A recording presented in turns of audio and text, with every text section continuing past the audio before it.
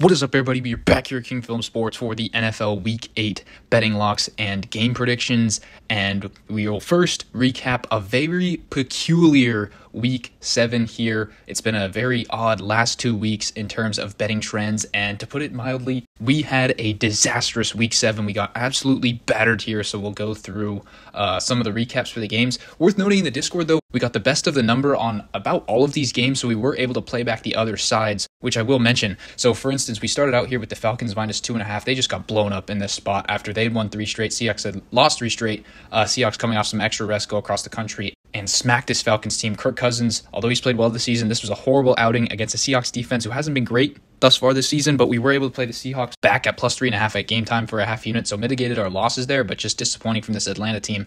Not really as good as I thought, and the Seahawks team showing some fight there. Geno and that offense looked pretty good, although DK Metcalf banged up, so that's something to watch for this week.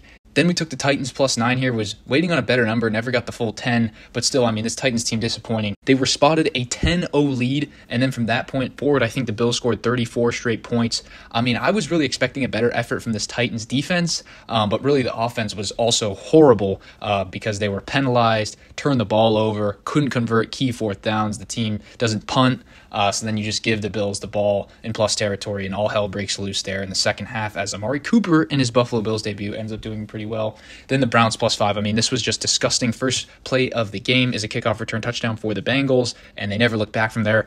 For a large portion of this game, though, it was looking like we were going to cover, even though Deshaun Watson tears his Achilles, which we thought would be an upgrade in terms of the Browns' chances of winning and covering this spread. But no, they put in Dorian Thompson-Robinson, a horrible decision by Kevin Stefanski and this Browns coaching staff. Probably cost them the game. Really just not competitive with him in the game. So Jameis Winston playing this next week. We'll see what happens there. Next, we get to this Packers game. They end up winning the game, but they do not cover our spread. We did play back to Texans at plus 3.5 here, but just disappointing. I mean, Jordan Love had a pretty good game in this one, but as we keep saying, he had a couple huge mistakes that just set up the Texans with some great scoring opportunities there. He had, I think, over 300 yards passing, 3 touchdowns, but as I mentioned, the 2 picks. And CJ Stroud in this Texans offense, it was so weird. They didn't even surpass 100 yards passing. I mean, they had a good day on the ground with Joe Mixon, but just an odd game there. But the Packers do end up winning with a field goal at the gun. And then we get to the Dolphins plus the 4. Now we got superb line movement on this one, so we were able to play back the Dolphins at the minus 2.5 at game time, but still really wanted this Dolphins one to hit, and wow, did it get screwed. I mean, the Dolphins were winning this whole game, but they couldn't quite put away the Colts, and then Snoop Huntley goes down, so then you have Tim Boyle in the game. He didn't mess up drastically, but he just couldn't put it away, and then Anthony Richardson and this Colts team end up putting a drive together, tie the game at 10, then take a 13-10 lead, and then the Dolphins end up missing a 50-plus yard kick where the Colts end up getting a kick on the other end to win this game by 6. So absolutely disastrous beat there. Then the Giants got beat down. I mean, not much to say here. Saquon ran all over them, and their O-line and Daniel Jones just got harassed all day. But finally, we see that Daniel Jones will be benched this week, which is good news for Giants fans. Maybe inject a little bit of hope into this operation. Then we had the Panthers plus the 8 points. I mean, this team is just a tire fire of epic proportions. I mean, Jaden Daniels goes down in this game in the second quarter, and they still lose by 30 points. And this team is 1-6 against the spread. You just cannot make this stuff up. The number cannot be high enough. They only scored 7 points in this game. They let up 40 to, for most of the game, a Marcus Mariota-led Commanders team, which is absolutely awful there. And then we had the Niners minus 1. I really believed in this one, and it was just Brock Purdy and the Niners offense making mistakes in key moments of this game. Purdy, obviously, 3 interceptions proved to be costly in this game. A game where we just saw the same Chiefs offense that we've seen this entire season, with Mahomes making a couple mistakes, them looking sluggish early, but they did capitalize in the red zone. That's the big difference between these two teams. The Chiefs have finished this season. The Niners have not been able to finish in the red area. Brock Purdy also a couple underthrows, and then Ayuk tears his ACL, which is absolutely disastrous, and Debo was out from the get-go with pneumonia, so this team now in tricky waters at 3-4 here, and another loss to this Kansas City team who seemingly owns them. Then the Monday games, Ravens-Bucks easily went over the total of 48 there. Just not even a fair fight as this Bucks defense got absolutely torched by Lamar and Derrick Henry in that Ravens offense. And the Bucks did decent in their own right. Baker just a couple too many mistakes. And then Mike Evans pulls his hamstring, and Chris Godwin in the waning moments breaks his leg there. That is absolutely devastating for this Tampa Bay team. as a once high-powered offense is looking a little distraught now, so we'll see how they do going forward. And then the Chargers, I don't know how many people actually watched this game because it was simultaneous on ESPN+, but they absolutely got robbed in this game, should have won this game easily here, as Herbert had 350 pass yards, and the Cardinals, for a lot of the day, were not consistent on offense, but they did finish in the red zone. Chargers held to 5 field goals there. A couple moments when the ball was on the turf, the Chargers just couldn't capitalize. Jalen Reagor on the 3-yard line fumbles it through the end zone. Cardinals have a fumble. They end up jumping on it there. So just unfortunate set of events in that one. Thought the Chargers should have won. And with that, we get to the NFL Week 8 betting locks and game predictions. Hopefully we do better here. We absolutely need to, or you can feel free to fade all of my picks, as it was a very bad Week 7 there, as we mentioned. So we started out here with the Vikings and Rams game. I have no big feel for this game spread-wise. I do think that the Vikings are the better team, so I'll take them outright. It does feel like a bit of a trap spot here after a tough game against Detroit, losing it at the buzzer against this LA Rams team who's getting more healthy. They'll have Cooper Kupp and Puka Nacua, I think, in this game, although they did not look good against the Raiders. So give me this Vikings team here to win narrowly. I anticipate it'll be a close game. We'll see if the Rams are able to run the ball well against Minnesota, because that is how you can neutralize that defense. But I do not think that they will be able to. I just think that this Vikings defense is a little too good. They'll get too much pressure on Stafford there, and I do not think that Sam Darnold will make any huge mistakes there. I think that Justin Jefferson and Jordan Addison will absolutely go off against this Rams defense in this one, so give me Minnesota to win there. Next, we get to a slew of betting locks here, changing up our strategy a bit. So we're not taking the Browns on the spread in this one. I would if you can get over the 10 or 10.5 number, but now that spread is down to 9 and 9.5, so I cannot give that out. But I will give out the Browns team total over 16.5. I think with Jameis Winston as their quarterback at home in this one against a Ravens defense who has not been good. They were elite last year, but this year they've been about league average. I mean, you saw in that Monday night game, there are a lot of opportunities to be made. Jameis, similar to Baker, a gunslinger back there.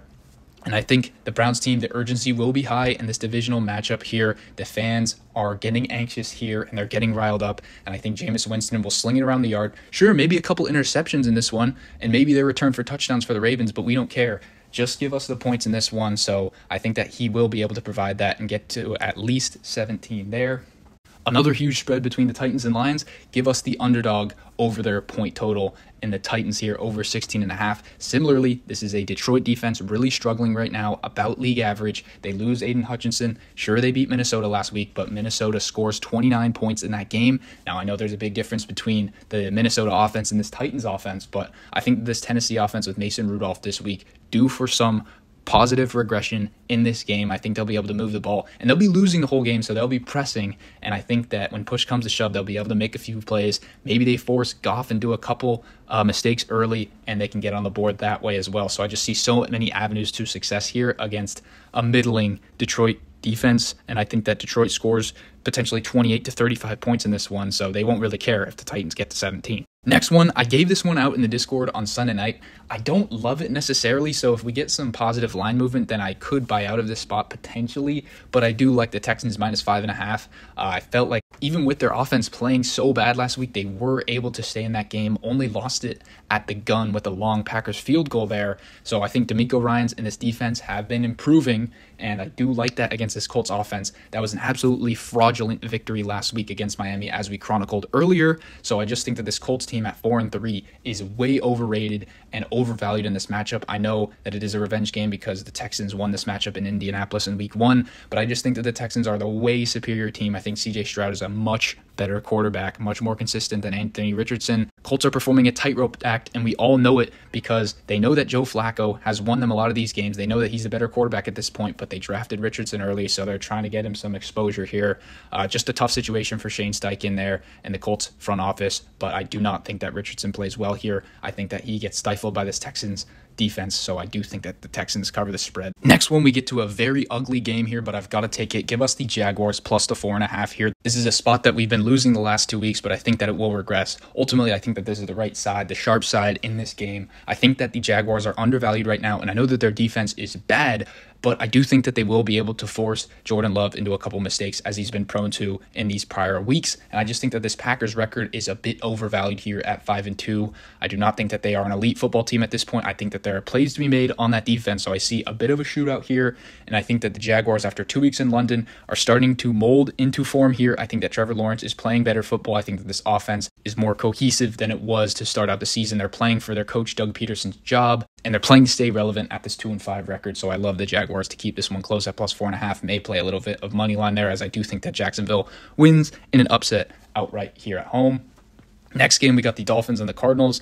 Not much to say here, as the Cardinals, I mean, you may as well play roulette on predicting their games. I mean, 1 week they're up, 1 week they're down, and not even close. In this one, I do think that the Dolphins win because they're getting Tua back. I mean, that was a very uninspiring performance last week, so hopefully they play a better effort all around in this one. But I do think that their defense has stepped it up because they were horrible to start out the season and improved. Next, we get to the Jets -6.5 against the Patriots. This is a tough spot, road divisional favorite, but I do think that it is a desperation spot. So under a touchdown, I love this Jets team to win this game. They're 2-5 right now, lost 4 straight. All hell will break loose if they lose this game, if it hasn't already. I mean, they got Devontae Adams this last week, and then they get blown up on Sunday night against the Steelers. So this has to be a must-win to get them into the playoffs here, to improve to even a horrible 3-5 record here. They just need it so bad, and the Patriots look horrible in London. I mean, their rookie quarterback, Drake May, doesn't even look like he's a problem. He's one of the shining points on this team, which just says a lot at this point. All of the other aspects look horrible. They are poorly coached under Gerard Mayo. They've lost 6 straight in their own right. And remember, the first time these two teams played in week 3, they got blown up in New York on Thursday Night Football. So I think we see a similar game to that one here. Then next we get to the Falcons -2 against the Bucks. I will just say take this now under the 3 number because it will get to above 3.5. I actually got it last night at +2.5 here for this Falcons team because I knew with the Buccaneers injuries it was just going to be tough.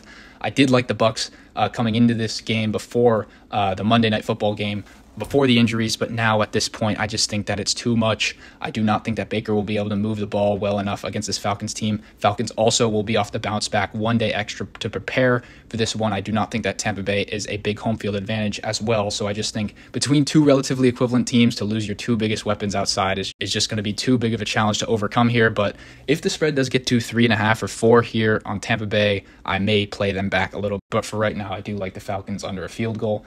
Next one, Bengals-Eagles. I really do not have much to say about this game. Not a big feel. I would look to fade both of these teams, but obviously playing each other right now. I mean, Joe Burrow and that Bengals offense just does not look right. Very inconsistent last week against the Browns, but they got away with it. And then similarly, the Eagles, they looked pretty bad to start out that game, but then the Giants were just so bad, too many opportunities, and they ended up running it down their throat. But Jalen Hurts, I'm not particularly sold on him, so we'll see in this one. I could see it going either way, but I will take the Bengals here. I think they're slightly superior, and also 3-4, just a lot more to play for here, as if they lose this one, could be down and out in terms of the AFC wildcard race there, and I just ultimately think Burrow is better quarterback than Hurts at this point. Next, we get to the Chargers and Saints. I think this one will be a blowout here for the Chargers. I think they get it back on the right track. Only thing that does scare me here is that the Saints played last Thursday night, obviously dismal performance against Denver, but then the Chargers here playing on Monday night, so 4-day rest disadvantage in this one scares me a little bit here. But in LA, I mean, I don't even know who the Saints will start at quarterback. If it's Spencer Rattler, then they absolutely have 0 chance in this game, so give me the Chargers to win big there. Next one, we get to the Bills at the Seahawks. And I have no feel for this spread. It's on the key number of 3 right now, so no play there. Give me the Bills to win this game. I think they're the better team, but going into a tough environment here against the Seahawks team looking rejuvenated last week. Offense looked really good, so we could potentially see a shootout here. And ultimately, between these 2 quarterbacks, they are very prolific when they don't turn the ball over, and neither has turned the ball over too much this season, although Geno in a couple of those games. So we'll see in this one. Buffalo probably has all around the better team. I do think Josh Allen is a superior quarterback, so give me the Bills to go into a tough environment and win it there. Next, we go to the Bears off of the bye against the Red Hot Commanders, but I will take the Bears under a field goal here for the spread. Any number, -2, -2.5. Actually got it at -1 on Sunday night because I knew that Jaden Daniels likely was going to be out for this one. They say he's week to week with the rib injury. I think it's very doubtful that he plays this week. And even so, I just think that the Bears are the better team in this one. I know that Daniels has been playing better than Caleb Williams this season, but Caleb, before that bye, started to get cooking there, and I do think that the Bears' defense is much better, and offensive personnel is a little bit better as well. And then you factor in Marcus Mariota. I know he's not a horrible backup quarterback, but Caleb should be able to outplay him here, so I do think even in Washington, give me the Bears to win this game. Then next we get to Denver against the Panthers. I think this is similar to that Saints-Chargers game. I mean, this Panthers team, I'm just done backing them unless this spread gets way too high. We're talking 11 or 12 in this game, but I don't know. Andy Dalton also recently got into a car crash, so we'll see what happens with that. He did get benched for Bryce Young last week as well, so I don't know who they're going to trot out there. I don't think it matters. I think this Denver team will roll in this one. As the Panthers defense, I don't even think can force many mistakes out of rookie Bo Nix because they are just so bad there. So give me Denver to win this one in a rout. Next one, though, I do think it will be closer than people expect. Give me the Raiders plus 10 against this Chiefs team. Even in a win against the Niners as underdogs, I do not think that the Chiefs were impressive in that game. And I think Mahomes' and offense will continue to struggle in this one. Raiders can present some problems with that D-line, so we'll see there. I mean, obviously the Raiders are offensively challenged in their own right, so hopefully Gardner Minshew and that offense don't turn it over like they did last week in Los Angeles, because that will be disastrous. But even so, they kept that game to 5 points, ended up covering that one, so I think we see something similar here. This Raiders team just needs a competitive game, needs a win, and they have been able to mount some impressive upset victories against this Chiefs team in prior years, notably last year on Christmas in Kansas City, so we'll see if they can do similar things here. Next, we get to the Niners and the Cowboys. Absolute must-win game between these NFC teams. I'm going to take the Niners. I think they're overall the better team, but very similar situation with them and the Bucs here. Just out key weapons. Obviously been out Christian McCaffrey this entire season, and then Ayuk's out the whole year. We'll see what happens to Debo with pneumonia. Will he play in this one? They've got the two rookie wide receivers, Pearsall and Cowing, and then you've obviously got George Kittle, but the offensive line has struggled a little bit, so we'll see. But ultimately, I think it all comes down to Purdy and his play, because when he turns the ball over, they just have no chance. But this Dallas defense has been pretty bad, so I do think that the Niners get right here, but are playing a Dallas team off of a bye, and last team we saw Dallas, they absolutely got destroyed by the Lions. So we'll see if anything has improved on that team since we last saw them, but I just do not think that they can get over this hurdle of the Niners, a team that they have not beaten in years here and have got smacked by in the same situation last year and a couple times in the playoffs. Then finally, we wrap it up with this last game, Steelers and the Giants, and I think that the Steelers win this football game, but it was announced that Drew Lock is starting in this game, so I do think the Giants have a smither of a hope here, and if the spread gets up to 7 or 7.5, I think we could be looking at a New York spot, even though it is very tough. I mean, that Steelers defensive line against this Giants offensive line is a bit of a concern there, but I still think if the number gets out of control, then we could be looking at a Giants spot, but from an outright perspective, definitely take the Steelers team at home, just with all those advantages, and I do think that Russell Wilson played pretty well last week, so I do think that he will play pretty well again here in primetime. So with all that being said, let me know what you guys think of my predictions in the comments down below. As always, be sure to like, subscribe, and I'll see you all in the next one.